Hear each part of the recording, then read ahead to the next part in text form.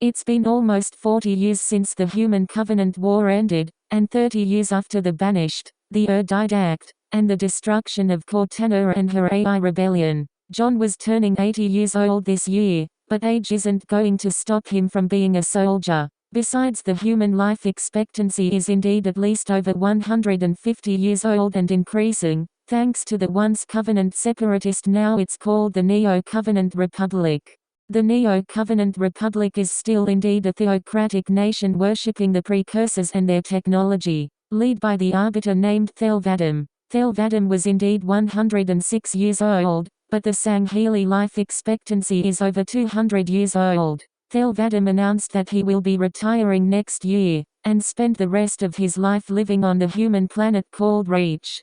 In other news, the UNSC has recently announced about humanity's history, and telling the world how humanity used to be a spacefaring civilization 100,000 years ago. They also learned about past leaders like the Lord of Admirals. Though they really only have a small amount from their homeland, they surely can learn more by investigating some ancient Forerunner planets, and finding more prehistoric human artifacts. A young UNSC Marine who is in civilian outfit named Alex is a Caucasian man who is buying some food at the food market in the shopping district. As he was picking out some food to cook for tonight, he noticed that some automobile named Fossa with different designs and colors stopped in the middle of the street. He wondered why people are stopping their ground vehicles. Then he noticed that a giant Roman structure had appeared out of thin air. It landed in the middle straight of the shopping districts of New Alexandria. People went in awe and wondered how a Roman building structure like this managed to just appear out of nowhere. Clearly this is out of logic. As it fully appeared, they can see people, but wait, they can also see some other creatures that came from a fantasy novel like pigmen, orcs, and others.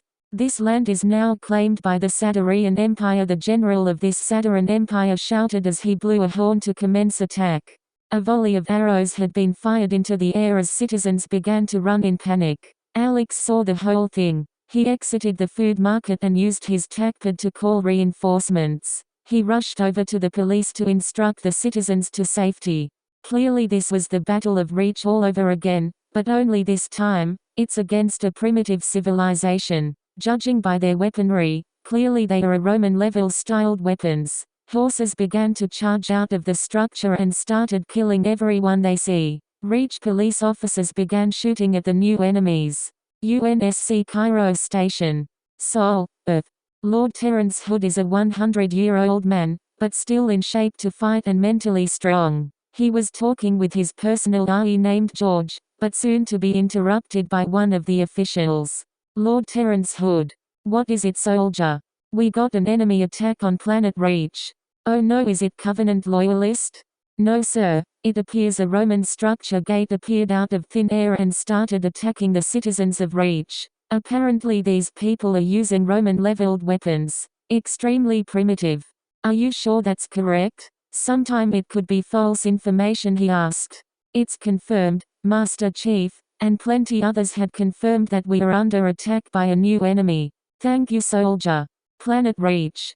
After being informed, UNSC personnel arrived at the streets of New Alexandria. UNSC Marines, soldiers, Air Force and one Spartan, John 117 have entered the battlefield. John was equipped with the usual assault rifle, and their newly energy weapons, plasma pistol. Unlike the Covenant, this plasma pistol acts like a magnum pistol. These enemy looks easy to defeat, just keep shooting, warthogs are coming on its way, John said.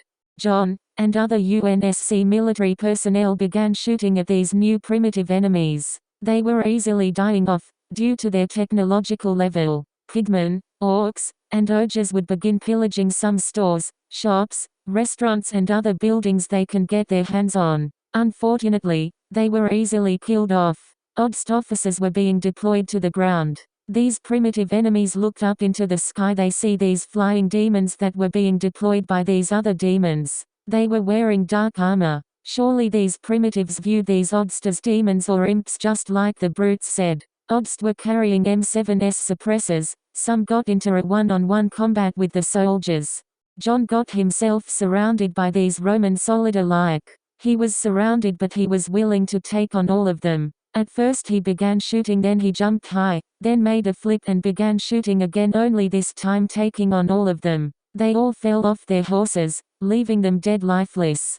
The arrival of warthogs equipped with a heavy machine truly scared off the enemy when they fired their guns, killing off the remaining soldiers who got into a formation similar to what the Romans did. As they did, the heavy machine gun just pierced through the wooden shields. Their bodies laid lifeless on the hard concrete floor.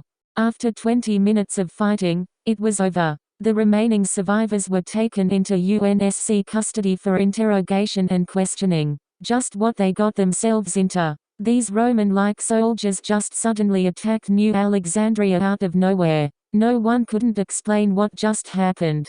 Unknown location. Interrogation room. This Saturn general named Lucius awakens from a dark room with a bright light above him. On the other side of the room, Lucius can see two dark shadows speaking in some type of demon voice as he describes it. "I'm glad you're up," the shadow said. "Where am I?" he asked. "That's not important. We need to know, where are you from? What is your rank?" "Why should I tell you? A barbarian like you isn't worth asking," he said. Then he was given pain after that. The pain he describes is like millions of creatures inside his body are biting out of his soul. Clearly these barbarians have some type of mystical magic that can torture people. Clearly these were demonic barbarians. "Are you going to talk? Fine. I'll tell you anything. Please stop," he said. "Good. I am General Lucius. I am a general of the Saturn Empire. I need to know why you invaded without even negotiating with us." "Well, I just don't want another part of our land being invaded," he said. "What do you mean?" "Well, a month ago, some men in green invaded one of our land and now occupies one of our sacred hills called Alnus Hill." "Who are these men in green?" Lucius goes on explaining about their weaponry, their base, vehicles, and how they looked kinda similar to them. This surprised the interrogator. If they say they kinda dressed like us, clearly there is some activity going on the other side of this gate. The events on Reach have spread like wildfire all over UNSC space. The Arbiter said that he will support the humans and will be sending a small unit of troops to the other side of the gate. Lord Hood would arrive at Reach a few days after the attack. He first ordered them to find their star system. If they're anywhere in the Milky Way galaxy, scientists and AI have detected dark energy within this gate. Although they could detect dark energy, scientists couldn't explain why it was there and its purpose. Few days after, Lord Hood orders an immediate expedition to the other side of the gate. Warthogs, battle tanks, and transportation of aircraft were lined up in a line facing the gate. Why did they send me?" an Ungoy named Flipiak said. "The speech is about to begin," his comrade said. "Everyone, I want all of you to do your hardest. Show this new enemy what we are made of. Show them our power. Horror," they all said in Unscion. "Show them that we are a galactic nation that shouldn't be messing with. Horror. Now we have sent some scouts over to the other side of the gate, and found out it's a primitive lifestyle, but not signs of any of our new enemies. We also managed to find the location of this world. It seems to be outside of UNSC territory, at least 50 light years away from Reach. So we have sent a fleet of ships over to that exact location. So I wish you all good luck, cause we really don't know what's really behind the other side." Lord Hood out. Lord Hood got off the stage. In the past few days, Lord Hood ordered an immediate isolation of the gate by building a dome over it. Now the doors opened up to the other side of the gate. The first to enter the gate were warthogs who were carrying UNSC Marines. Next were another wave of warthogs carrying UNSC soldiers. After that it was battle tanks carrying the remaining Marines and soldiers. The last to enter was some small Covenant Forces Master Chief Petty Officer John 117 was sitting in a warthog in the passenger seat. He hasn't said one word throughout the whole ride to this other world. The dark caves of the gate didn't last until a tiny spark of light was shown. As the light grew bigger, they could see they were indeed in another world, filled with green grass, and high vegetation. No signs of pollution, light pollution, and others. "We should begin creating a base here." According to some of the interrogators, this hall is called Alnus Hill, Lord Hood said. Sir, when I was radioing the others, it appears that our communication are being intercepted. Hood was thinking about it. Could these primitives have communication technology at this stage? Do you know what they are talking about? No sir, but the language is from Earth. It appears they are speaking Japanese. According to some words, it sounded like these are 21st century humans, plus the interception is very similar to 21st century technology. Let me listen. The communication radio began intercepting again. This is, reckon, stand, order. Alness Hill. JSDF base. Lieutenant Itami, according to Princess Pina, they discovered another gate opened recently, she and Kurabayashi said to her superior. Another gate, Itami asked surprisingly. Yes, according to Pina, they attacked the other side of the gate. When will they ever learn? Itami said as he shook his head in disapproval. One of the messengers told us that they were carrying magical staffs that are similar to ours. They also had green outfits with them. Also, according to eyewitnesses, they also saw a man in full knight armor. His face was shining like gold, his armor was in bulky, iron green. He also was carrying a staff as well. Itami said. They also have flying machines that can fire out the same way we do. That made Itami stand. Now that's clearly a huge concern. If this new gate leads to an advanced civilization, then clearly that's troubling. Let's hope they don't find Alness Hill. We should send a reconnaissance team. Do you know where they are? They said they are located in Alness Hill, at least 1,000 meters ahead. Well, I might as well inform General Hazama about this, Itami said as he got up and exited the comms room. Itami entered Hazama's office. He was writing on some papers. Some were notes, and some were bills that needed to be paid off. General Hazama. Yes, Itami? Princess Pina informed us another gate has opened up in a place called Alness Hill. Another gate? Do you know who they were up against? Itami explained to him that they might have rifles as well. They almost dressed up as them, and also explained that there was one man who was able to take on a whole fleet of infantry. As well, they had flying machines with machine guns in it as well. Clearly this was another gate opened up, possibly in another part of Earth. I see. I will inform the government about this. I want your 3rd Recon team to investigate this place. Bring along your other farmit friends as well. Me? All right, Itami groaned as his head was down as he walked out of office. The JSDF wanted to make contact with these new people. Clearly they claimed to have weapons that were strong. Clearly if these people have weapons similar to the JSDF, then they don't want to go to another war. Instead, General Hazama wanted to make contact with these newcomers to this world. So he sent the 3rd Recon team with them. The 3rd Recon team took Rory, Tucker, and Lely along as well to possibly try to communicate with these newcomers. They all got onto their Humvees and began driving off. The Humvees were driving down the dirt road as it bumped into some rocks that were on the way, making the Humvees shake. Tucker was staring at Kurikoa with her ocean blue eyes while she blushed. Rory was teasing her again on how much she idolizes her. So people in green and an armored man with a face that is shiny as gold? I wonder what that means, Kurabayashi asked. Pina also mentioned that have similar weapons as we do, Kurikoa said. If they have similar weapons than we do, clearly it's not good. We need to make contact with these newcomers. If my calculator are correct, Alness Hill is about 4 miles up ahead from our location, Sergeant First Class Akira Tomita said. Alness Hill. UNSC Special Region Outpost. Have we got any word from Infinity, Sir John asked Lord Hood. According to George, they should be exiting slipspace in about a few days. Those Forerunner upgrades are so phenomenal. Humanity is expanding very fast throughout the cosmos. By the way, we learned that this special world and reach is about 50,000 light-years away, Hood said. It's good that we invented cryogenic stasis. I'm glad Captain Lasky is still alive even after 30 years. How about you, Chief? You can say a little. I look like the same man when I fought the Didact, John said. UNSC General Hansel Miller is a general of the UNSC Marines. General Hansel began a scouting party. Tackard reads that they have found some resources within 5 miles away from the UNSC outpost. They got onto a warthog and began driving it. Hansel was in the driver's seat along with other Marines and scientists on the back of the seat. This Warthog was a 6-seater vehicle. The Warthog engine started up as the gates opened up. The Warthog exited the outpost and headed for a dirt road. They head over west where the resources lie ahead. Within 5 miles, they parked the Warthog and began investigation on these resources.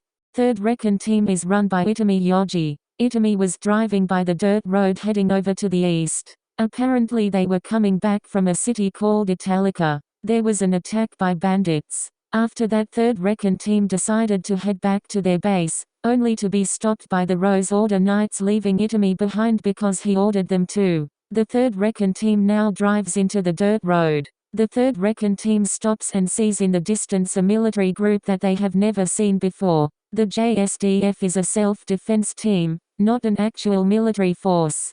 The 3rd Recon Team is now run by the second-in-command, Soichiro Kiwahara. He looked over where the unknown military force was through his binoculars. "I've never seen these guys before." "What is it?" Kurabayashi asked as she looked through her binoculars. "They look like US military personnel, but their military gear is quite advanced, and their weaponry looks different from the standard M4 rifles." "Kiwahara, should we approach them?" Kurabayashi asked. "Yes, but do not shoot. We do not want to cause a political row." The Humvee drove closer to the mysterious soldiers from afar. As they arrived, the mysterious soldiers turned around to see multiple Humvees, the ones that are outdated back in the 21st century. They were thinking, what is a Humvee doing here in this primitive world? They don't look like warthogs or anything. The Humvee came to a stop.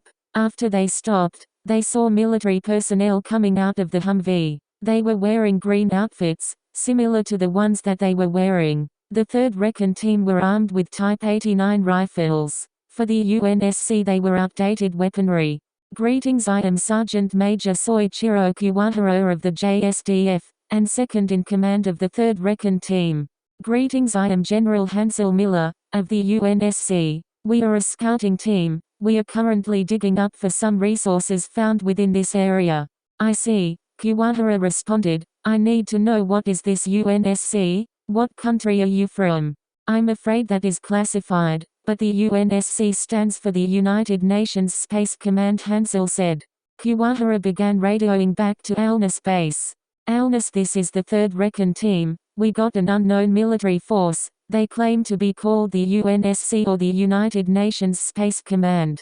On the other line, it was General Hazama, the commander of the Special Region Task Force. "United Nations Space Command? Is this some type of joke?" "No sir, I'm dead serious. We can meet in their base for full proof. Our base is also classified. We will meet in a neutral place and as well send representatives." Kiwahara nodded. "Sir, they will be sending representatives to a neutral place. We might as well send ours." Hazama still didn't believe in them, but they decided to play along. "Very well, we will meet at Italica for negotiations." "Yes sir." Their radios went offline as they all turned to this UNSC. "We will meet at a place called Italica. Do you know where it is?" "Yes, our technology can find every city and to the smallest settlements in this world," Hansel said. "Very well, our representative will meet at Italica in 1800 hours HRS," Kiwahara said. Hansel nodded. "Okay, have a nice day," he said as he saluted to them as they saluted back. The JSDF 3rd Recon Team got onto their vehicles and began driving off back to their outpost. The UNSC scouting team watched them as they disappeared into the distant world. 3 hours passed after making some remarkable discoveries. They found a huge deposit of iron, gold, and some crystals. "We have struck gold," Hansel said. "This area is now under UNSC control. UNSC Special Region Outpost." The scouting team returned back to the outpost to tell them about the huge deposit found at the newly UNSC mining facility. After that, personnel began guarding the mining facility. But that's not important right now. The important thing is that they have made first contact with these 21st century humans who claim to be JSDF. Lord Hood's office. "Lord Hood, I'm afraid we made first contact with 21st century humans," General Hansel said. "What do you mean?" "These people claim to be the JSDF. a Japanese self-defense force that was absorbed into the UNSC. According to history, the JSDF was formed after World War II. Now the JSDF would like to begin negotiations with us. I see. I hope you didn't tell them our location. Coal Protocol is still active even after the war. No sir, I told them we will meet in a neutral location. The JSDF said we will meet at a trading town called Italica. They said they wish to meet you there at 1800 hours HRS. I will accept that. We only have 5 hours until we can begin negotiations, Lord Hood said. Do you think we need an interpreter? Yes, I think we should bring George. Since he is willing to become our interpreter, we might have to talk to some of the natives as well, Hansel said. Good thinking, General. Will you be needing an escort? I will, Hood replied. I will bring the Master Chief and Jerome as my bodyguards. Hansel nodded as he saluted. Dismiss. 1730 HRS. Lord Hood was signing some last-minute papers, because he was going to meet with General Hazema, the commander of the JSDF Special Region. Lord Hood requested to be escorted to Italica. He requested John and Jerome to escort him to Italica. Jerome was recently deployed to the Special Region. During the fight against Atriarch's army and Cortana's rebellion, John reunited with the Red Team and Blue Team. Together they fought against them. The result was that he lost Kelly and Friedrich to Atriarch's army. Linda was the last of the Blue Team. After that, Linda was never heard from again. She either retired, most likely, or she went MIA. Lord Hood, are you ready? Jerome asked Lord Hood as he entered his office. Yes, he said as he followed Jerome to a Warthog, armed with a heavy machine gun. Lord Hood got on the passenger side, while John drove the Warthog, and Jerome got onto the back side of the Warthog. In terms, he was on the heavy machine gun. As he started up the Warthog, the giant steel gates opened up vertically, and the Warthog exited the base to the dirt road. Lord Hood, we will arriving at Italica in less than 20 minutes, Jerome said. Terrific. I brought along George for interpretation. Perfect. George will be able to help break down language barriers between us and the natives. The Warthog continued to ride along the dirt road for the next 20 minutes. As they arrived, they could see the small town of Italica. It was surrounded by brick walls, and there was a huge opening, enough for a Warthog to ride through. Then the Warthog stopped at a distant location. T-Hay could hear a red-haired teen yelling in their direction. Though they couldn't understand what she is saying, thanks to George they can break down language barriers. George, can you break down the language barriers? Hood asked. Yes sir. George scanned one of the words she was spitting out. After analyzing, George found out it was a mixture of Greek and Latin. After a few minutes of scanning, the language barrier was destroyed. Lord Hood, the language barrier is done. Began speaking. I am Lord Hood. I am here on behalf of the UNSC. I am here to speak with one of the JSDF. That red-haired teen is named Princess Pina Colada. She gasped as they mentioned JSDF. Recently what happened is that her order constantly beat up Itami and scolds him for being the enemy. She started to shake in horror. Could they come back and attack them? I am Princess Pina Colada of the Empire. I'll let you in. The gates of Italica opened up as the Warthogs entered the base. The local were looking at the strange metal wagon. It was kinda similar to the ones that the JSDF used, but it was a different design. Could these be new designs? As they got out they were on what they described as a man who was wearing an all-white outfit, and 2 green armored men with a golden glass on his face. Pina just realized that these were the new enemies that came from Dalness Hill. This made Pina insanely frightened. They seemed to be tougher than the JSDF. What really frightened her the most was the appearance of John and Jerome. They were tall as one of the other species. If they were humans under that armor, they were clearly the tallest humans she ever encountered. Good day, Mum. I am Lord Hood of the UNSC. I am here today to negotiate with the JSDF. After hearing that she sighed in relief. No fight was going to take place. Good day, I am Princess Pina Colada of the Sadarian Empire. The two shook hands. As time passed, the JSDF arrived at Italica in their Humvees. The Humvees entered Italica and parked. General Hazema exited the vehicle and walked over to Lord Hood. Greetings, I am General Hazema. The commander of Special Region of the JSDF, he saluted. I am Lord Terence Hood, the Chief of Naval Operations of the UNSC, he saluted back as they shook hands. Shall we head inside and begin discussion, Hazima asked.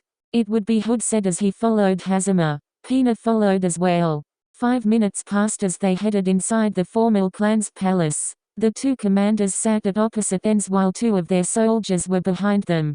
So I need to know who you are. And how did you get here? We are called the UNSC, or known as the United Nations Space Command, the official and only military branch of the unified Earth government. Hazima let this statement sink in for a moment. So I also read reports from one of my generals that you guys are from the future?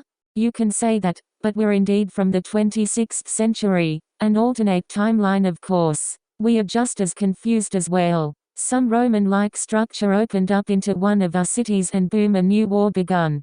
That similar statement surprised Hazima. This gate is surely a huge mystery on why it was here. The UNSC also tried to do some investigation, but all they could find is that there was dark energy in it. That's all they could find. Not even Covenant scientists could figure out this gate. Could the Forerunners understand this?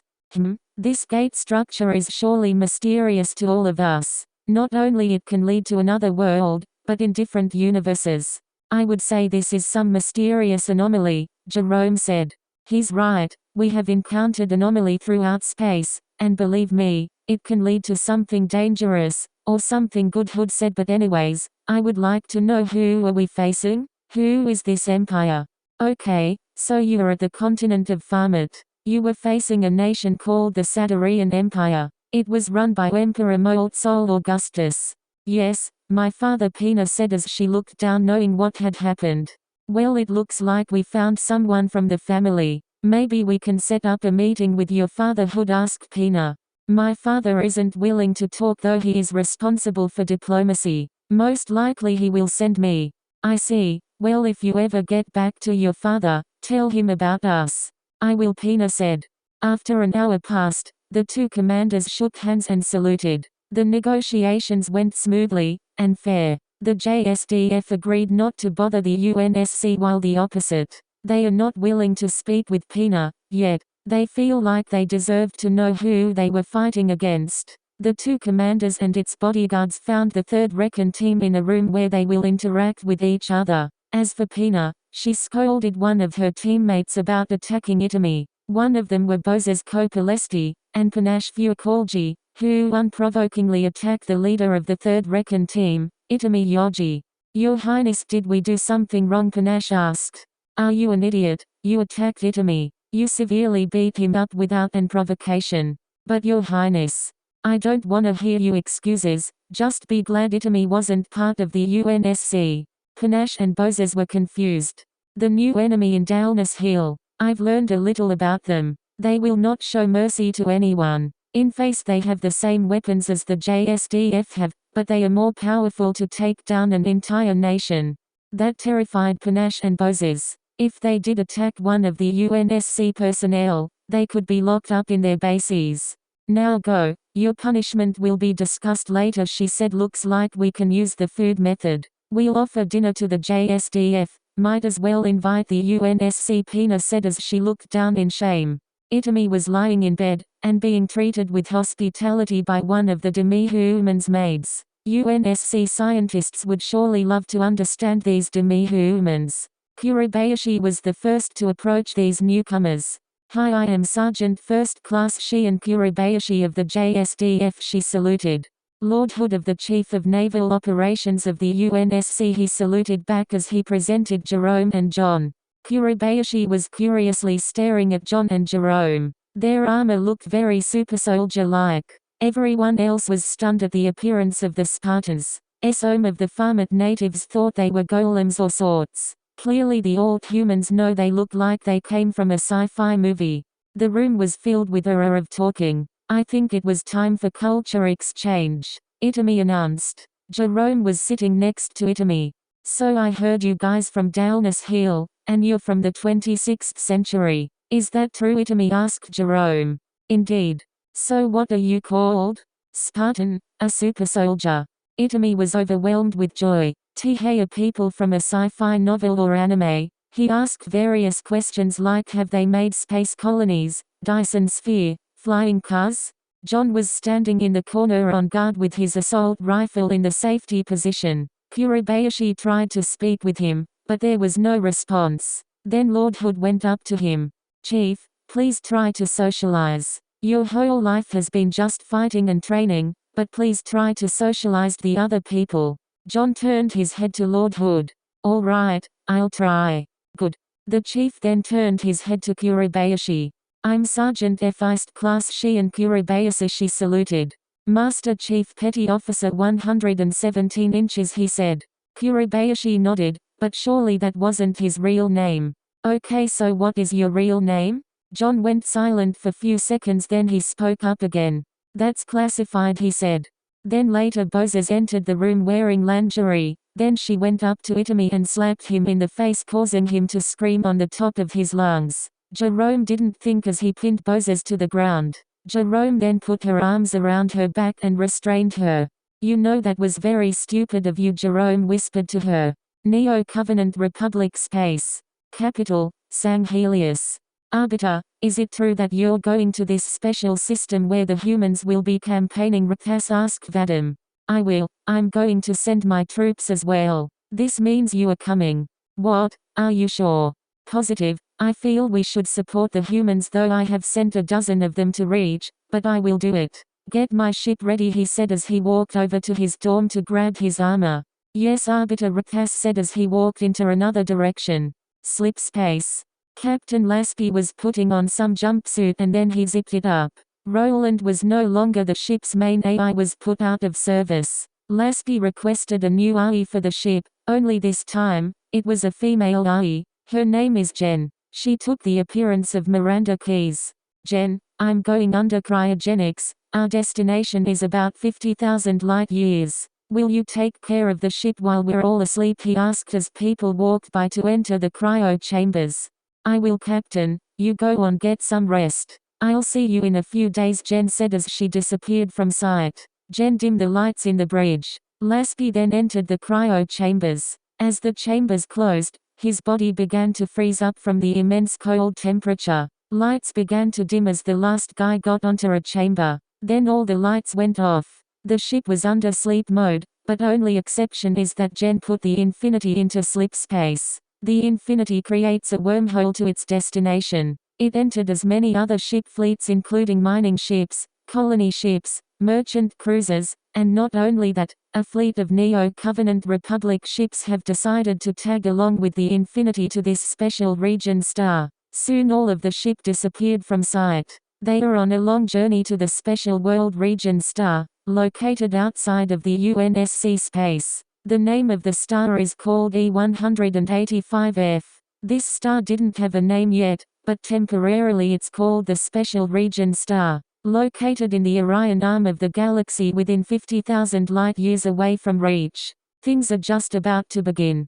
The UNSC Special Region Outpost was constructed in early hours. The Chief of Naval Operation, Lord Hood, assigned at least over 20 reconnaissance teams to make contact with the natives, study the terrains, towns, the biology, learn about their society, their industries and much more.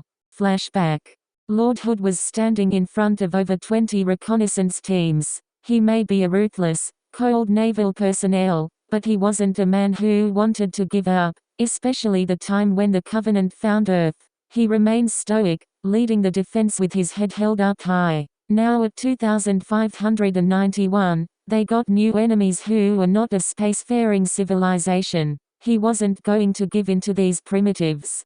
Today we are fighting a new mysterious enemy that we don't know. I have created you guys so we can understand this world a lot better. At 1300 hours HRS, I want all of you to give me some good results. So don't come back until there is something valuable. Understand? Sir, yes sir, everyone shouted in Unscion. Flashback end. A reconnaissance team of the UNSC would consist of -3 armed Warthog equals 3 soldiers per vehicle. 2 go with a machine gunner, 1 with an anti-tank weapon, missiles or a railgun of your choice. -1 transport Warthog equals maximum of 10 soldiers. Light troop transport. -2 Mungos equals 2 soldiers. Recognition motorcycles gets where another vehicle does not. -1 Mastodon equals maximum is 20 soldiers. It is an APC. Its function is to transport heavy troops and support being the armor of the unit. PVT Alex Roth of the Marines was chosen to be with the 1st Reconnaissance Team. PVT Alex Roth got onto a Warthog and began riding with his other fellow soldiers. The first of the armed Warthog is run by Sergeant Julie Fernandez. She is the driver of the Warthog, with Alex in the passenger seat, and PVT Takumi Takahashi operating the heavy machine gun on the back of the Warthogs. The second armed Warthog is operated by Maria Ortiz, Evan Lopez, and Jonathan Garcia. The third armed Warthog is operated by Curtis Hawkins, Ruth Tanaka, and Anna Gonzalez. Obst Officer Lewis and Obst Corporal Josie Haber are riding the anti-tank weapon equipped with a railgun. Corporal Elijah Woods is the driver of the transport Warthog carrying 7 Marines and soldiers mixed. UNSC Lieutenant Paula Klein is operating the Mastodon carrying at least 10 soldiers on board. PVT Seth Douglas and PVT Darnell Stone got onto a mongoose. Seth was the driver while Darnell was the passenger. Over 20 reconnaissance teams scattered all over the region. The leader of the 1st Recon Team is Corporal Josie Haber of the UNSC Army. Everyone, I am Obst Corporal Josie Haber of the UNSC Navy, and I'm the leader of the 1st Reconnaissance Team, she radioed everyone on the 1st Recon Team. Yes ma'am, everyone said in a unison. Today, Lord Hood expects some good results on this mission today. I want everyone to be at their best today, understand? Yes ma'am, everyone said. While some of the Recon teams are going to study the terrain, the industries, the biology, society, and more, we are going to make contact with the natives on this planet. Do not scare them, understand? Yes ma'am, they all said in Arunsayan. 10 miles away from the UNSC outpost. The AI is named Avery and detected something within a mile away from them. The AI took the appearance of the late Sergeant Major Avery Johnson. The AI's voice also sounds like Avery Johnson. Josie, I've detected some activity going on at least over this hill, Avery said. Everyone put their vehicles into parking. They were hoping that they might have found a settlement in the distance. Everyone took out their binoculars to see that they found a settlement or sorts. At first they thought it was. 2 guards were guarding the entrance. In the settlements there were various tents. They also see a wagon going inside the tent. They saw women, children, men, along with some apparently hybrids of humans and animals. The disturbing part is seeing a young woman being terribly raped in public humiliation. What the hell, Lewis said. It looks like slavery, the Obst said. I'll report it back to base. Josie got out her radio and begins reporting it back to the outpost. This is Alpha reporting to the UNSC outpost, Josie said. General Hansel responded to the 1st Recon Team. Alpha, this is General Hansel. What is the situation? I've encountered a settlement, but it seems to be an enslavement camp. Enslavement camp? Looks like slavery is legal in this world. Should we proceed to liberate them? No, give me the location of this enslavement camp, Hansel said. I'll file this to Hood. Very well, it's about 10 miles away from the outpost, Josie said. I got your location, Alpha Team. We will send a dispatch to your location. Change of plans, you will team up with the dispatch team, and you will follow their orders. Yes sir, Josie said. 10 minutes later, the dispatch team arrived at the location of Alpha Team. The dispatch team consists of 6 Obst troopers. The leader of this dispatch team is Staff Sergeant Otis Walsh. Alpha Team, I am Staff Sergeant Otis Walsh of the Special Dispatch Team. General Hansel sent us to investigate this enslavement camp. Yes, over by this hill, Josie said as she pointed to the direction of the camp. Everyone walked over to the direction of the campsite. The dispatch team took out their binoculars and took a close look at the enslavement camp. Oh my goodness. I see extremely disturbing things, Walsh said as he looked back. Walsh told me that I can give the order to fire, but we have no choice. If we want to rescue those slaves, then we need to open fire. Very well, Captain, one of his team said. Alex got out his sniper rifle in a prone position. He zoomed in through his scope. Joshi got out her DMR and looked through the scope with her left eye. Slavery encampment settlement.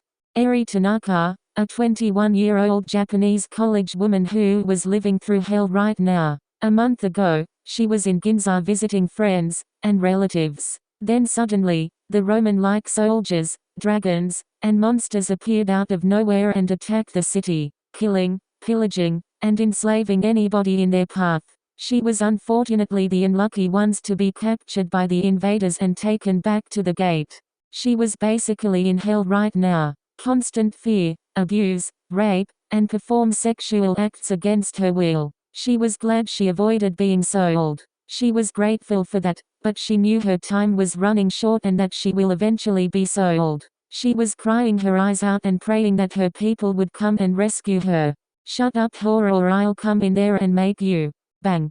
Eri heard the familiar sound of gunfire followed by the sound of blood being gushed out of a person's body. She looked forward to see the lead slaver was killed in sight. The lead slaver fell down onto the ground with his jewelry scattered all over. All the slavers were up on their feet, terrified and panicking of what happened to their boss. They began to panic. One by one, each slave was killed with confusion on their face. Soon all the slavers were dead. Majority of the slaves were confused but scared as well because they thought what they saw was a metallic beast heading over their direction, afraid to be eaten by them. However, for Erin was the sound of salvation.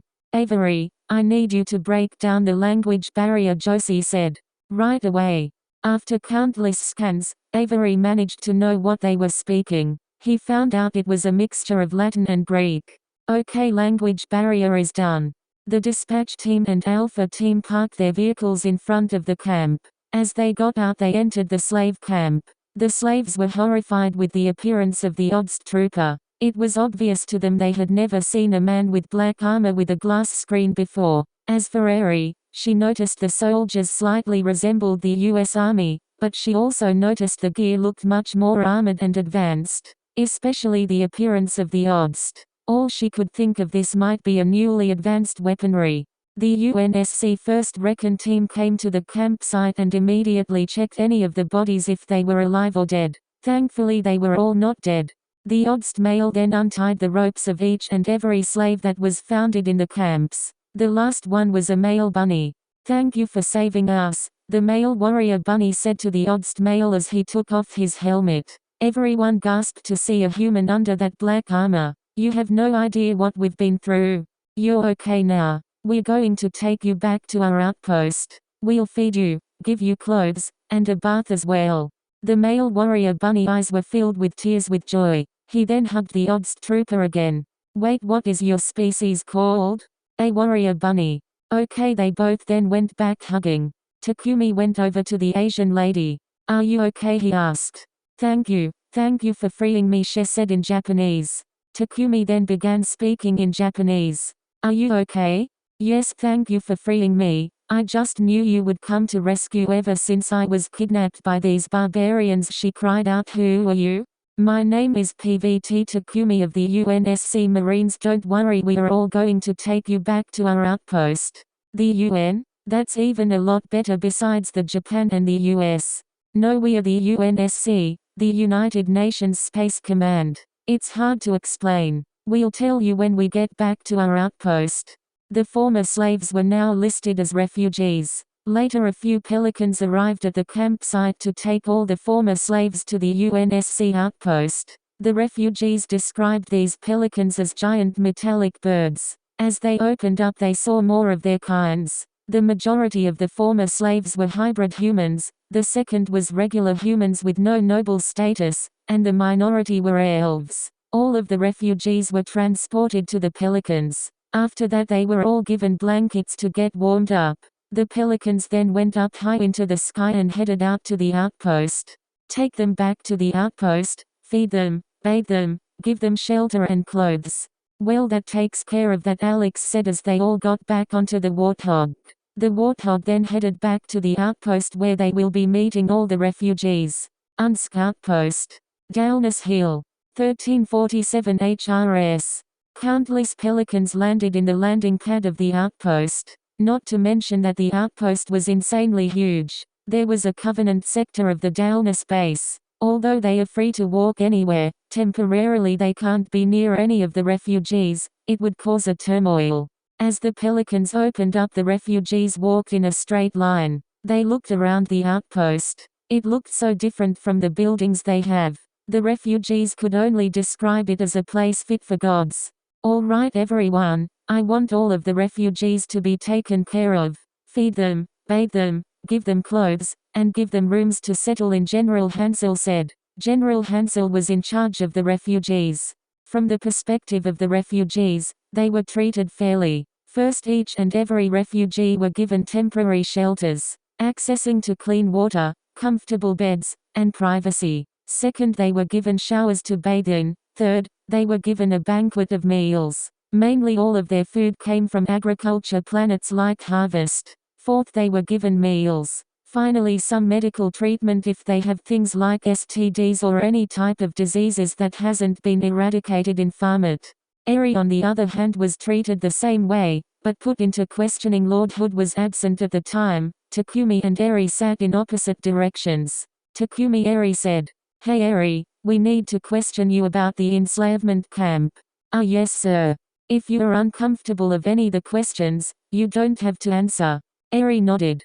"Okay, so let's begin. So how did they treat you at that enslavement camp?" "Terrifying. They made me do disturbing provocative things. Like making me do sexual acts. Humiliation. They also raped me and such." "That's disturbing," Takumi said. "How about the others? How did they treat the hybrids?" "They treated them the worse. The hybrids are treated as third-class citizens. They are most likely to be sold to slavery." Eri listed all the species that existed in this world, like the warrior bunnies, elves, some reptilian species, wolfman, and many more. Takumi wrote the list in English so he can report this to Lord Hood. "Those enslavement camps, how many more you think they are out there?" Takumi asked. "I don't know, but for sure I remember hearing the leader saying there are about 100 more in Farmit," Eri responded. "This is indeed troubling, though the UNSC is very distant of human rights, but slavery is still a huge no-no to the UNSC and the UEG. Please, my best friend is somewhere in one of those camps. Please find her. Her name is Yui Yamazaki. You must save her. I'll see what my superior says about this." Right now he's on a diplomatic mission to Italica. "Italica? I was there before. I was sold to the previous enslavement camp," Eri said. "I understand. I think that is enough talk for the day. It has been hard for you, but you no longer have to go through hell. You are here safe in the UNSC outpost. Now head over to the mess hall and get yourself some food." "Thank you Takumi, you're the best," she said as she exited the office. After she left, Takumi put his elbows on the table and put his hands on his head. "Slavery, camps, what are we going to do, Lord Hood?" he asked himself.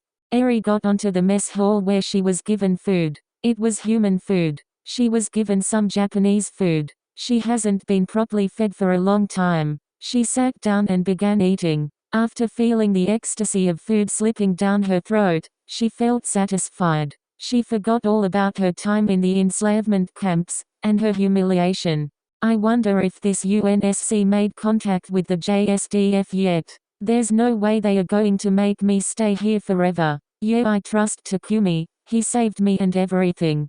In another part of the mess hall, a male warrior bunny was eating these strange foods that the UNSC were having. Hamburgers, sandwiches, turkey, pasta and much more. New drinks that have never been seen before like soda pop, carbonated water, flavored waters, and iced tea. The most surprising part is that milk was very common. What's more surprising that they were given different types of milk.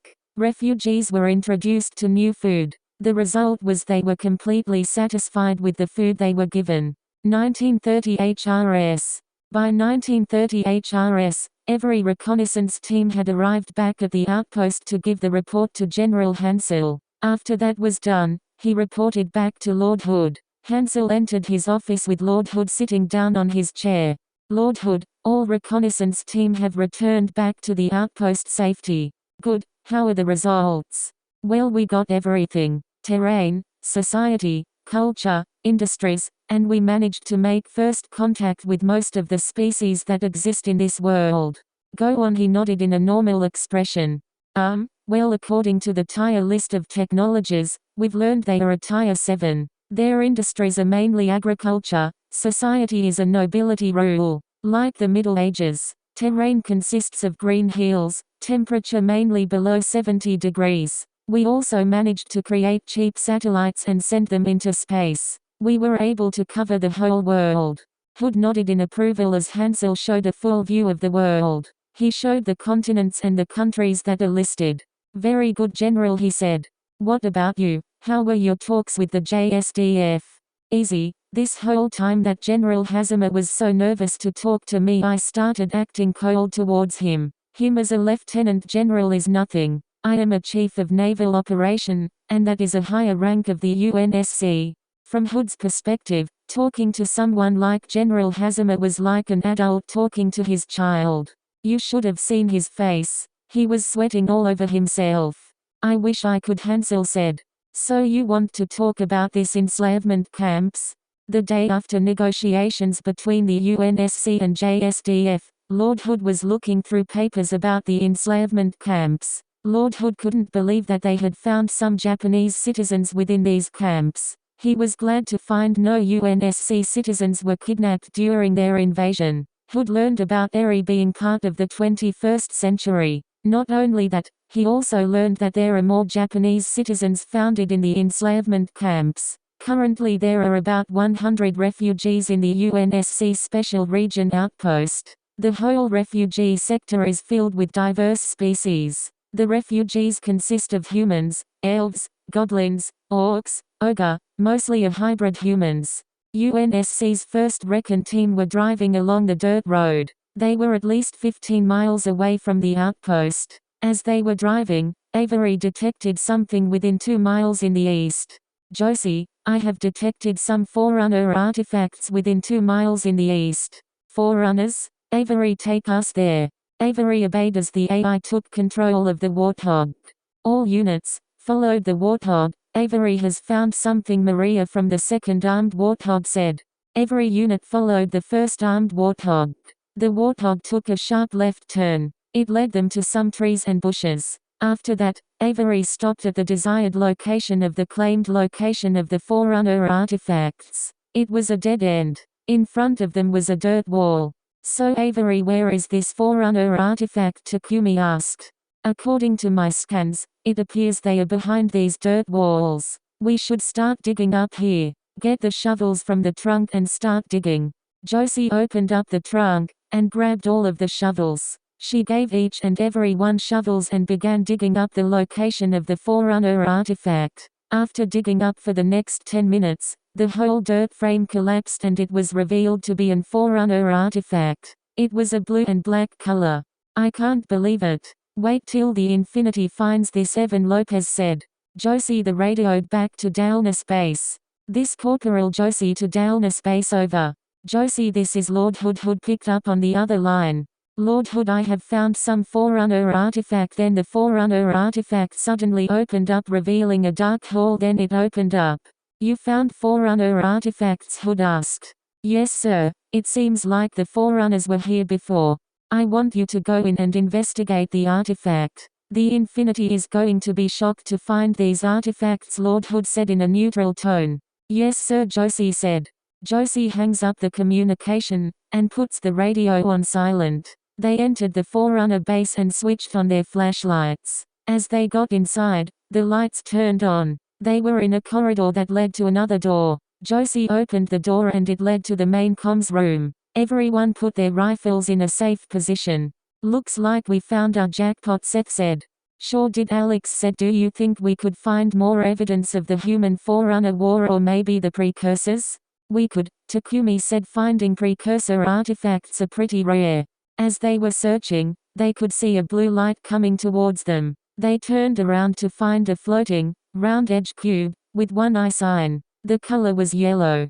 Well, look, do we have it here? Reclaimers. We have so much to do. I am 2503. Astonishing judgment. I am the monitor of this special installation. The special installation, Paula asked. Correct, Reclaimer. What's the purpose of this installation? Josie asked. Well, the purpose was to exterminate the flood, but this special installation failed. Instead, this installation caused a portal to be opened up to other worlds or universes. The gate. So we have found our revelations. Alex said the gate is like a wormhole or sorts. That's correct, Reclaimer Judgment said. Well, we have found our answer to the gate, Josie said. The Forerunners. Takumi then turned to the Judgment. Say, do you have any evidence about the human Forerunner war?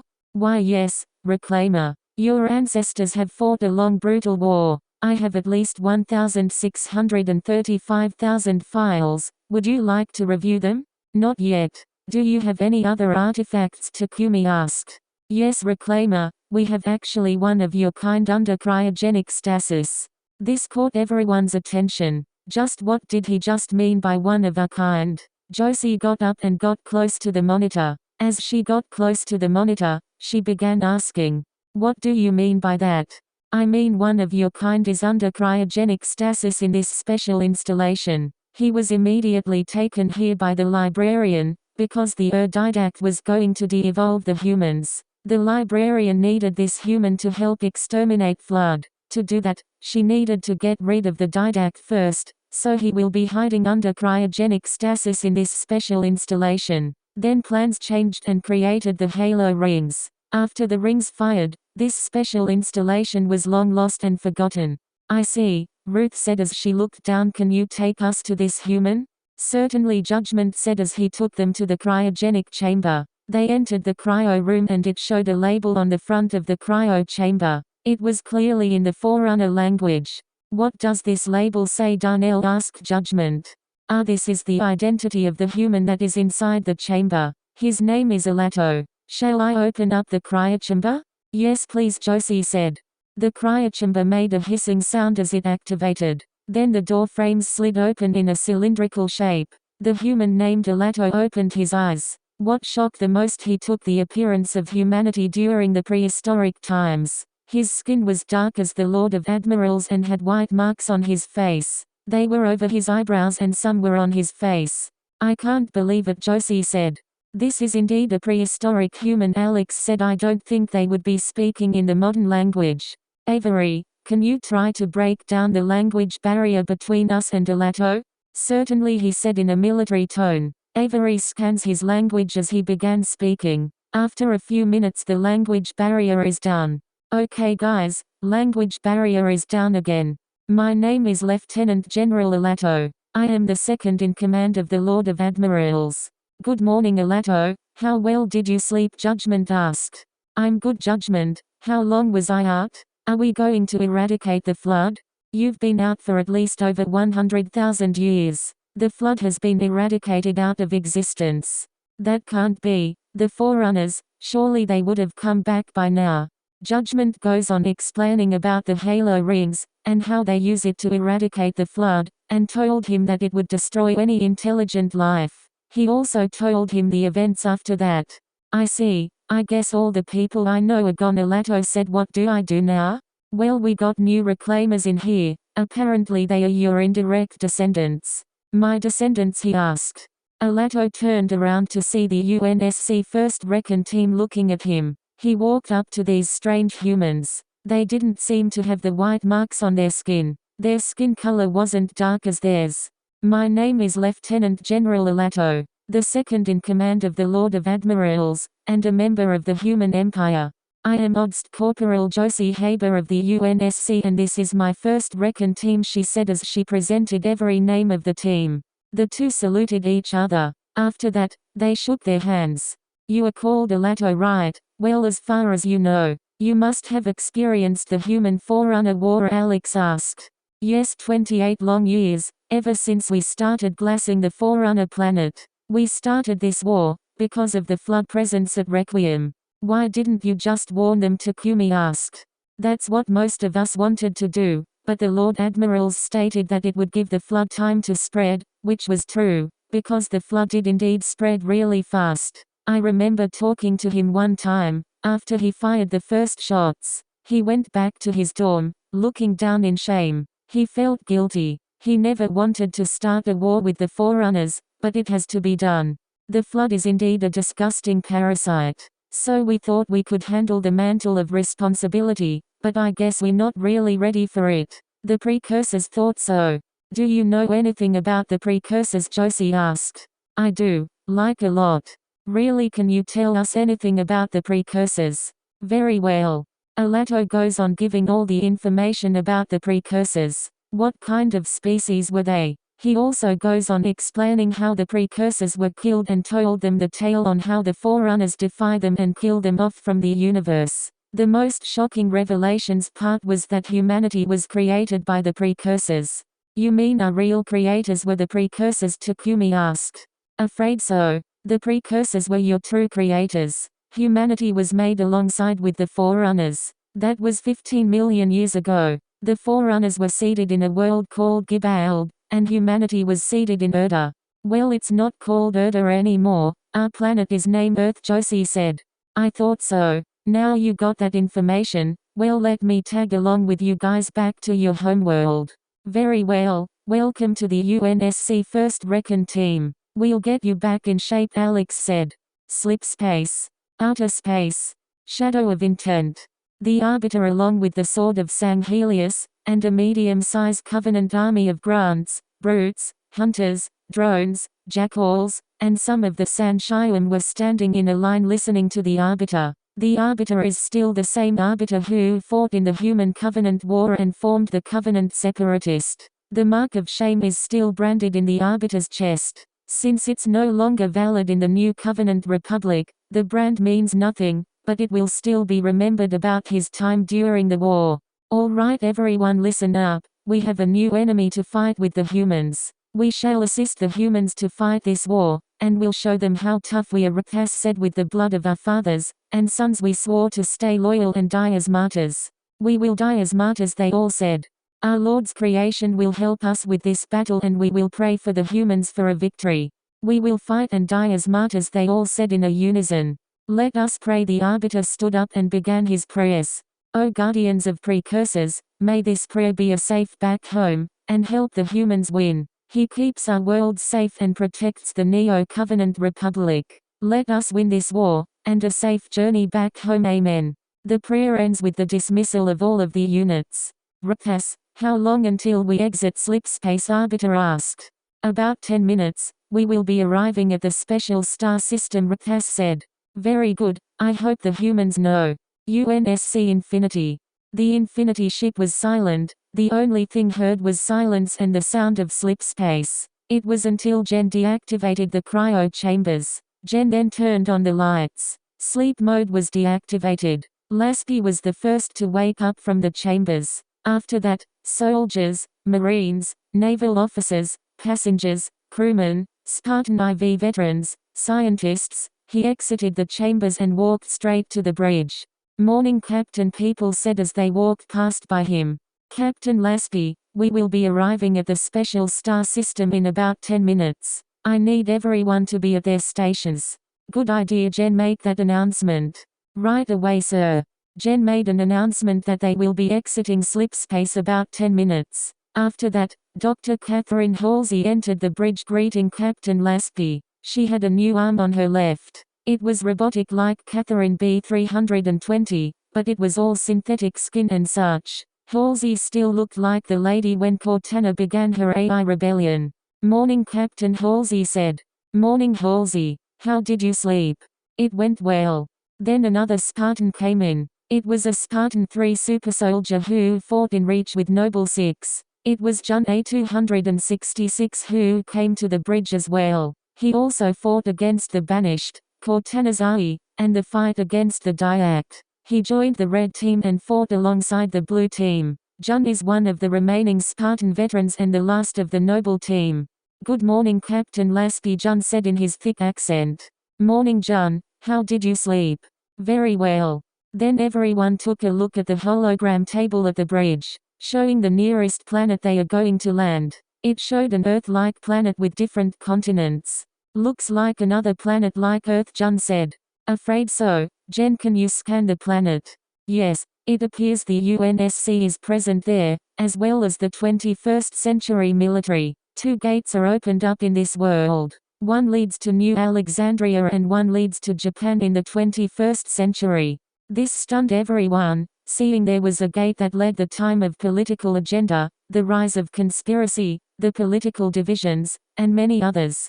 Do you think the UNSC made contact with them? Halsey asked. Most likely, Jen said. Well, this is going to be a huge revelation surprise when everyone in the UNSC space hears about this, Lasky said. After 10 minutes, the whole fleet exited slipspace and arrived at their destination, the Infinity, with other ships like merchant ships, colony ships, and some Covenant ships like the Shadow of Intent have also exited out of slipspace. Mining ships stopped at some of the gas giants to mine some of the helium out of it. The JSDF and the Saturn Empire are in for a huge surprise. The great white shark is awakened from its slumber and now it is hungry. Lord Hood, urgent news. His eye, George said. Flame dragon within 330 miles in the east. Show me, he said in a calm voice. George shows a footage of the flame dragon firing and destroying local villages, including some of the abandoned enslavement camps. Lord Hood, this is Lieutenant Darrell of 3-2 Oscar. We are going to engage the dragon. Negative, Lord Hood said. I'm sending reinforcements over to your dispatch location. After that, form a defensive perimeter. Hood then turned to George. George, you have the Mac gun. If the dragon managed to find our location, then fire at will. Yes sir, George said. This is going to be a tough battle, but I'm not going to retreat nor withdraw from this area until that dragon is dead. Master Chief, I want you to team up with Jerome, and meet up with Lieutenant Darrell. Yes sir, John said as he exited his office. He then went to the armory. John grabbed a Spartan laser, an assault rifle, and an energy sword. He also equipped himself with a cloaking device. John went outside to find Jerome on the driver's seat of a Warthog. Chief, hop on board, we got a dragon on board. John got on the passenger seat and the Warthog began moving. The gate slid open and began driving off with armed Warthogs, transport Warthogs, battle tanks, and many more. Within 30 miles up ahead, they can see the dragon in the distance blowing out glowing fire. John and Jerome weren't afraid of that dragon. He had encountered many types of creatures that were scarier than dragons. As they stopped, they saw that there were JSDF Humvees parked a safe distance away. The 3rd Recon team were hiding in a ditch hoping the dragon won't find them. All UNSC vehicles parked next to the Humvees and joined the JSDF. Lieutenant Itami, what are you doing here? Jerome asked. We got pinned down, my men are coming to rescue us, but I'm so glad you're here, Itami said.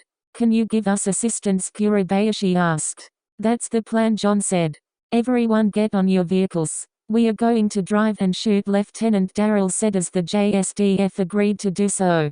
Everyone rushed to their vehicles and began driving around the dragon in a safe distance. Then Darrell went through his radio and began speaking through. Lord Hood, we need air support right now. Their communication then intercepted again and the voice turned out to be Captain Lasky on the other side, as well as the Arbiter. This is Captain Lasky of the UNSC Infinity. You need air support? Lasky, just in time, Lieutenant Darrell said. This is the Arbiter of the Shadow of Intent. I will drop down a scarab within your location. In the sky, the JSDF can see what they call spaceships coming out of nowhere. The spaceships got closer to their location. One of the Covenant ships dropped a scarab. It was piloted by some Sangheili, Giralhani, and the Ungoys. Kill the dragon, the brute shouted. At the same time, 3 Hornets and Pelicans arrived at the scene. Tanks, Hornets, Warthog armed with heavy machinery began firing at the dragon. The scarab fired off a plasma blaster at the dragon, making the dragon more weak. It was howling in pain. Itami and his 3rd Recon team were shocked and awed. These UNSC people are from the future. They have these laser weapons, plasma rifles, and such. What really shocked them the most is that they have deployed a mech, or the UNSC called it the Yggdrasil Mark 9 Mantis. A real mech. Just like in those sci-fi anime. Oh my goodness, a real like mech tank. All the anime nerds were cheering at the mech tank as it fired its missiles towards the dragon. John and Jerome took out their Spartan lasers. The laser charged up and fired at the dragon. After a 10-second recharge, the scarab fired again at the dragon, only this time targeting its face. The flame dragon howled again in pain. The flame dragon wanted to retreat. The JSDF let it go, but the UNSC isn't going to give up. All aerial units, follow that dragon and take it down, Daryl said as all aerial units followed the dragon to another location. Pina and Boses witnessed this whole thing. They were indeed stunned and overwhelmed on what they just saw. These JSDF have powerful weapons, but this UNSC has weapons that are much scarier. A giant metal bug, a metal golem, weapons that can fire in a perfect straight line. Pina realizes that the Empire are nothing but a mere tiny bug on the ground, the JSDF is a mere anteater, and the UNSC is a giant titan. What have we done? We have declared a nation that has these scary weapons. Something that the JSDF does not have. Metallica golems, a giant Metallica bug. We are nothing but worthless animals. This is Captain Lasky of the UNSC Infinity. I am coming down to meet you, he said through his communication device. The Infinity landed in a disclosed location. Halsey and Lasky were being escorted by John. They were driving a Warthog to their location. After 10 minutes of driving, they got off their Warthog and met with John and Jerome. Chief, I'm glad to see you again, Lasky said as he shook his hand with John. Then he shook Jerome's hand. There's more of them, Itami referred to the Spartans. Lasky then went to Itami, Princess Pina, and Boses. Itami was greeting a man who looked to be in his mid-40s, but never realized that this man was actually in his 80s. Greetings, I am Captain Lasky of the UNSC Infinity. Hello. I am Lieutenant Itami, the captain of the 3rd Recon Team, and member of the JSDF, he said. I am Princess Pina, co-leader of the Saturn Empire. I am Boses Co-Palesti, second daughter of Marquis Palesti and member of the Rose Order Knight. Delighted to meet you all. Lasky then turned to Halsey. This is Dr. Catherine Halsey. They all greeted and introduced themselves to Halsey. Then Halsey turned to John about the Forerunner artifact founded in this world. John, I have heard the 1st Recon Team have found some Forerunner artifacts. Take me to them, she said. Yes, Mom, he said as they got onto a mongoose and drove off back to the outpost. Sir, we have killed the dragon. The flame dragon is dead, the TACPAD responded through Lieutenant Daryl. Itami and Pina overheard on what they said. Itami was stunned to see them killing the flame dragon. Pina was shocked and overwhelmed. Just what in the God's name are these UNSC people? If the JSDF are willing to defeat a flame dragon, then the UNSC is willing to kill a flame dragon. This got her more worried. If the UNSC and the JSDF united as one, then the Empire will be nothing more than a mere ant or a small fry. So since the dragon is gone, you guys want to see my ship? Your ship, Itami asked. He then used his TACPAD to contact one of his bridge officers. Infinity, this is Captain Lasky, why don't you drop by a moment? That earned some confusion to the 3rd Recon Team and the Farmit natives. Itami, do you see that? Kurabayashi pointed at something in the distance in the blue sky. Itami looked up to see what Kurabayashi was pointing at.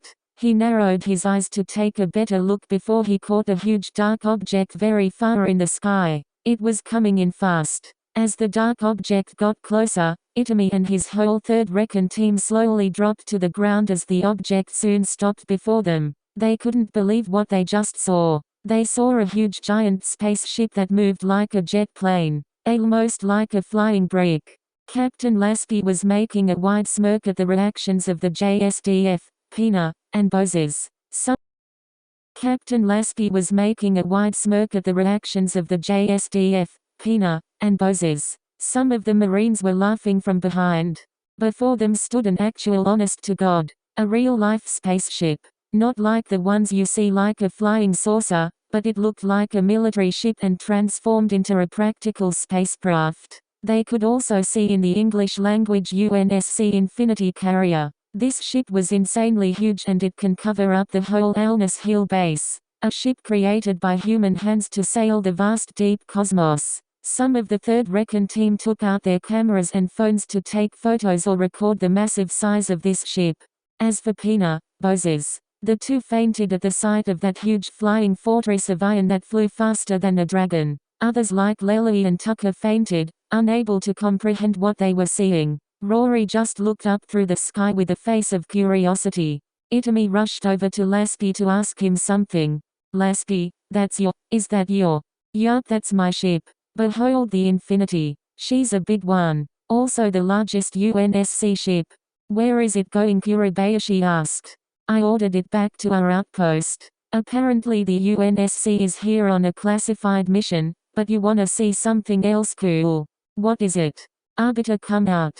The Arbiter deactivated his cloaking device, revealing himself to the third Recon team. It gave everyone a jump scare that this alien came out of nowhere. Greetings human, I am Thelvadam. I am the leader of the Neo-Covenant Republic. I'm also called the Arbiter. Are you what you think I'm saying? Itami asked. Yes human, I am indeed an alien. For the first few seconds the third Recon team went silent, then out of nowhere they were cheering in a high loud volume. Pina and the rest of the Farmit natives were terrified of the appearance of the Arbiter. Oh my god. It's an alien, a real alien, Itami shouted. Aliens are real, Kurita said. Itami was jumping up and down like a child who is going to the toy store for the first time. Then he rushed over to the Arbiter. I surely have lots of questions for you. Human, I'm sure you have lots of questions. The Arbiter made a hand gesture, but I'm very busy right now. Maybe another time. As the third Recon team calmed down, they took pictures of some of the alien species that were founded on their site. The diet session is going to be so interesting, Itami said as he observed more of the ships heading over to the UNSC outpost. After that he saw the flame dragon head being lifted from the ground and being paraded all over the air for the ground troops to see. They were cheering as the flame dragon's head was flying in mid-air, being carried by hornets and pelicans. Pina, Bozes, Lely, Tucker, and Rory just looked at the sight of that flame dragon's head. No longer they have to hide in fear of the flame dragon. Many countless lives will be saved. The UNSC is indeed a powerful nation, or so what they thought they might be. Little did they know that they are actually a nation that controls at least over 800 worlds. So Princess, are you planning to make peace with the UNSC? Bozes asked. Yes, I'm going to meet with both leaders of the JSDF and the UNSC. From what I can tell, the UNSC is going to be a tough one to speak, but I am sure that I have confidence that I'm willing to speak with the UNSC leaders face to face, Pina said. 21st century. Tokyo, Japan. National Diet. Mr. Prime Minister, we managed to get some leaked photos on the other side of the gate, Foreign Minister Koji Sugawara said. Oh, and what do we have? Prime Minister Motoi Shinzo asked as Sugawara placed the photos down on his desk. He was looking at a colored photo of some of the UNSC ships and saw some of the Covenant forces on the bottom photo. It looks like a UFO or some type. And if you can take a closer look, you can see there are aliens. They zoomed in a photo of an Ungoi, a drone flying around, and a brute holding a giant hammer or sorts. Interesting. Have the Special Region Force made any first contact with them? Prime Minister asked. According to reports, the third Recon team has indeed contacted these aliens. Should we ask them about this in the diet session? The other side of the world is filled with surprises. We might as well invited them as well if we can, Hojo said. Very well, I'll inform Hazama about this. The diet session will be held tomorrow. Convince them to join us at the diet session. Hidden Forerunner artifact. 10 miles away from outpost. John and Halsey got directions from the first Recon team on the location of the Forerunner artifact. After that they took the mongoose again and head over to the direction of the artifact. They parked in front of the doorframe and began walking in. John and Halsey were greeted by one of the monitors. Greetings Reclaimers, I am 2503 Astonishing Judgment. I am the monitor of this special installation. I've heard this special installation has knowledge of the precursors. Halsey said I would like to view them. Actually that would be my friend Alato. I'll call him. Then later Alato made his presences with Halsey and John. They were astonished to find one of the prehistoric humans still alive. Greetings, I am Lieutenant General Alato. I am the second in command of the Lord of Admirals. Hi, I am Dr. Catherine Halsey and this is the Master Chief. Are you really a prehistoric human? Yes, ma'am. I have fought in the Human Forerunner War alongside the Lord of Admirals. Now I am no one anymore. So do you have the knowledge of the precursors? I do. I have lots of knowledge of them, and history about their species and where they originated. Do tell, Halsey said. JSDF outpost. Itami was called to Hazima's office about the appearance of these spaceships and aliens. He needs a file report on the events that have happened. Lieutenant Itami, I need your information about these aliens and spaceships, Hazima said as he leaned back on his chair with his arms crossed. Well, they seem to come out of nowhere and these aliens got beamed down with their ships. Lieutenant Itami is a first contact scenario and the 3rd Recon team is nothing more than a temporary representative. I need to know who we are dealing with here. Well, apparently what I learned is that these alien species are allied with the UNSC. I managed to get info from a human named Captain Lasky. He told me that they are called the Neo-Covenant Republic, an alien nation filled with multiple alien races. I see, because the Diet wants these aliens to participate on the Diet session tomorrow. Apparently photos has been leaked to the public about the spaceship and the aliens. What? Will that bring chaos, he said. It's a risk. But the people of Japan deserve to know what's going on the other side, Hazima said as he spun around his chair. I'll make contact with Lord Hood and ask if he can send one of his people and some of the aliens over to the Diet session tomorrow. Tokyo, Japan. National Diet, press conference. Back on Earth, newspapers have been published all around the world about the other side of the gate. What got them hooked up was leaked photos of spaceships and aliens appearing on the other side of the gate. Worldwide reactions were either excitement, fear, concern, and curiosity. Conspiracy theorists like Alex Jones believe that these are fake leaked images, so we are distracted by this new world order run by the Illuminati. Mr. Prime Minister, we need to know about these leaked images of these spaceships and aliens. Can you confirm if you have made a first contact scenario? Can you confirm if it's fake or not? Are they coming here? The Prime Minister then began to speak. I have not received confirmation about these aliens yet. The JSDF over at the Special Region are investigating on this situation. That was all he could say. This also grows concern from other superpower nations like the USA, China, and Russia. If they confirm if these are indeed aliens, then they would want to meet with these aliens and possibly negotiate them to hand over some of their technology. Superpower nations would do anything to get their hands on some of these technologies. On social media, people began posting memes about these aliens and such. After Hazima made contact with Lord Hood, Hood agreed that he'll send a representative over to the Diet session, as well as some bodyguards and as well the Sword of Sanghelius, and a grunt named Flip-Iap. The real deal begins here.